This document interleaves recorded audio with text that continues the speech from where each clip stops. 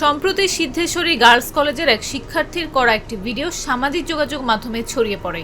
ভিডিওটিতে দেখা যায় একটি অটোরিকশায় তার মুখোমুখি বসা এক বয়স্ক ব্যক্তি বারবার অশোভন অঙ্গভঙ্গি করছেন। ওই ছাত্রী জানান, তিনি ডেমরার স্টাফ কোয়ার্টার থেকে বড় ভাঙা যাওয়ার জন্য অটোরিকশায় ওঠেন এবং সে সময় এই ঘটনা ঘটে। অটোরিকশা থেকে নামার পর তিনি এ বিষয়ে জিজ্ঞাসা করলে ওই বৃদ্ধ ঘটনাটি অস্বীকার করেন। ভিডিও দুটি এরই মধ্যে সামাজিক যোগাযোগ মাধ্যমে ব্যাপকভাবে ছড়িয়ে পড়ে। ভিডিওটি ভাইরাল হওয়ার পর বিষয়টি নজরে আসে পুলিশের।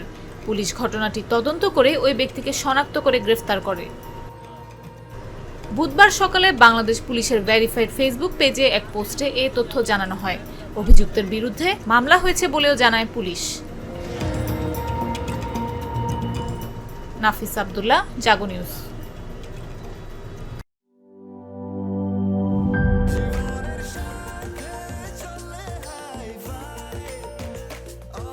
স্বাস্থ্যকর অল টাইম, সব সময় অল টাইম হেলদি লাইফ।